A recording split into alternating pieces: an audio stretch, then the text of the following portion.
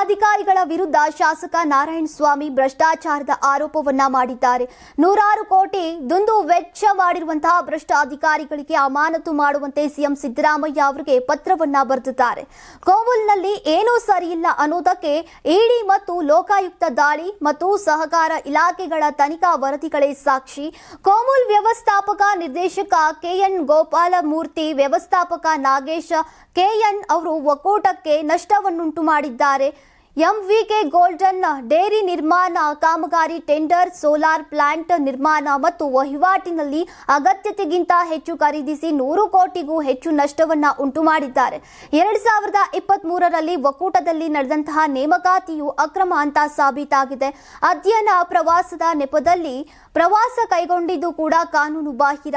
ಯಲಹಂಕ ಬಳಿಯ ಬಾಲಕಿಯರ ವಸತಿ ನಿಲಯ, ಅದರ ನವೀಕರಣದಲ್ಲೂ ಕೂಡ ಭ್ರಷ್ಟಾಚಾರವಾಗಿದೆ. ನೂರಾರು ಕೋಟಿ ದುಂದು ವೆಚ್ಚವನ್ನ ಮಾಡಿದ್ದಾರೆ. ಸಾರ್ವಜನಿಕ ಹಿತ ದೃಷ್ಟಿಯಿಂದ ಗಂಭೀರವಾಗಿ ಪರಿಗಣಿಸಿ ಭ್ರಷ್ಟಾಚಾರದಲ್ಲಿ ತೊಡಗಿರುವಂತಹ ಅಧಿಕಾರಿಗಳನ್ನ ಅಮಾನತುಗೊಳಿಸಿ ಪಾರದರ್ಶಕ ತನಿಖೆ ಆಗುವ ತನಕ ಕೋಲಾರ ಹಾಲು ಒಕ್ಕೂಟವನ್ನ ಬೇರೆ ಕಡೆ ವರ್ಗಾವಣೆ ಮಾಡಿ ನಿಯಮಾನುಸಾರ ಶಿಸ್ತು ಕ್ರಮ ಕೈಗೊಳ್ಳಿ ಹೀಗಂತ ಪತ್ರದ ಮೂಲಕ ಸಿಎಂ ಸಿದ್ದರಾಮಯ್ಯಗೆ ಮನವಿಯನ್ನ ಮಾಡಿದ್ದಾರೆ. ನಿಮ್ ಮಗು ಅಳ್ತಿದ್ಯಾ? ಹಾಗಾದ್ರೆ ನಿಮ್ ಮಗುವಿಗೆ ಜೀನಿ ಸರಿ ಇಟ್ಕೊಡಿ.